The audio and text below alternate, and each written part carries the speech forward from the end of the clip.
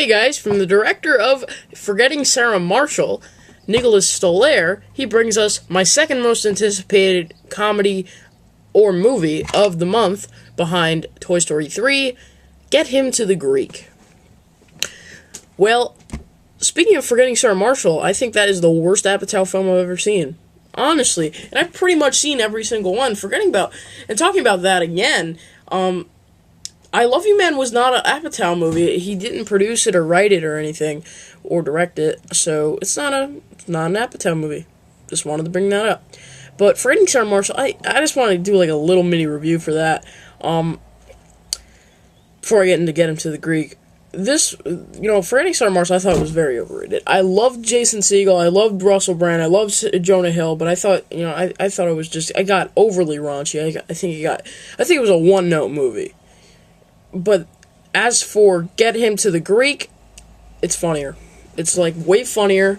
But this director, he needs to write a movie with actually a plot. This movie is just a big road trip movie with just tons of cliches, but at the same time being funny as hell.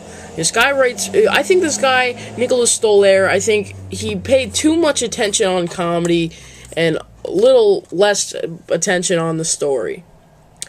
Even though the comedy was well written, I think, story comes before comedy first, always.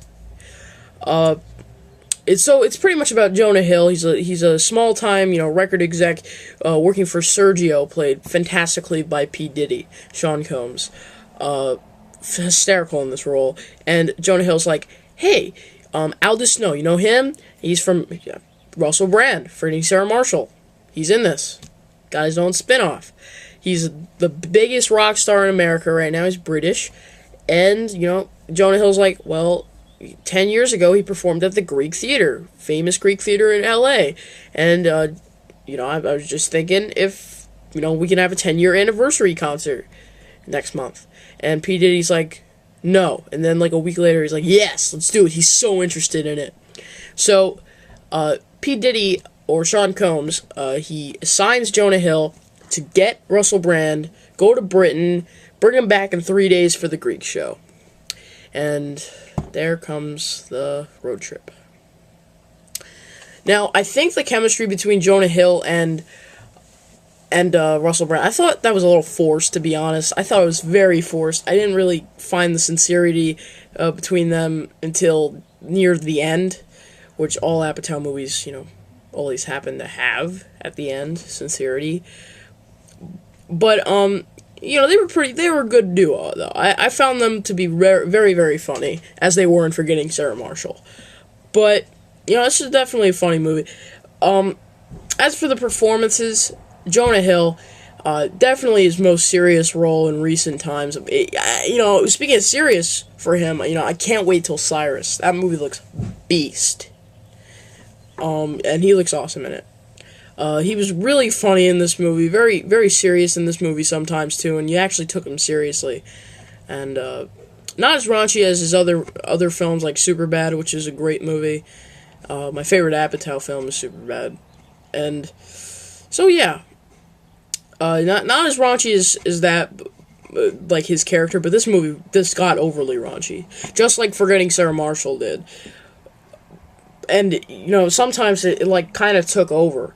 Russell Brand kind of got a little annoying. He was a little one-note. I do think the subplot between him getting his girlfriend back, played by Rose Byrne, I think, she was kind of annoying. I thought that was pretty unnecessary, to be honest. Jonah Hill's girlfriend was, she was kind of annoying, but I guess it was a pretty good subplot. I kind of liked the relationship. They had pretty good chemistry. P. Diddy, Sean Combs, phenomenal. He stole every scene in this movie. Not really a big surprise, as every other critic has said. Coming from me, he was great in this movie. Aziz Ansari, he was very, very, he was very underused. I also thought T.J. Miller was underused in one scene. I thought that was a very funny scene with T.J. Miller from She's Out of My League. And same thing with Aziz Ansari, but seriously, I don't understand. Aziz Ansari is like becoming one of the biggest stars in comedy, but they're not even giving him like more than one scene in this movie. It's bullshit. As for Colm Meaney, who everybody knows from Con Air, when John Cusack stole his car and they got pissed off. At the end, they became friends. Well, Colm Meaney apparently is British. I don't know if is he really British. I don't know, but in this, he plays Russell Brand's father. Unnecessarily, they had to go to Vegas for no reason, just to be with him. But honestly, I'm pointing out a lot of flaws, and you can tell I am disappointed. I thought it was going to be a very, very good movie. It is in my top 10 favorite Apatow films. It's actually my number 8 for Apatow films. But really, it was a bit disappointing. But as comedy-wise, it's actually one of the funnier movies I've seen this year. I do like Date Night more. Date Night was funnier, and it had a better story, to be honest. It was way more, it was well executed more than this movie, because this movie, oh my god, another flaw with this movie was the editing was just choppy as hell. It was ugly. It was gruesome. The editing was terrible, and it was just overly raunchy at times. The cameo, though, by Kristen Bell, really, really good. Really, really funny, like that 2 seconds of her being in it. Kind of made me like Forgetting Sarah Marshall, but not really. But I know I'm being harsh on this, but it's not really that bad of a movie. It's just these terrible these flaws are in it, and oh my god. But really, as I'm just ranking it as like a friggin' awesome movie, like comedy wise, like it's funny as hell, and it is, and a lot of jokes that run on in this movie, but it works. But I do have a tip for this director, Nicholas Stoller, dude. Just pay attention more to the story, and you could still have good comedy in it too. You just have to, have better writing, better execution to the story. So I'm being nice to Nicholas Stoller, and I'm giving his movie 8 out of 10.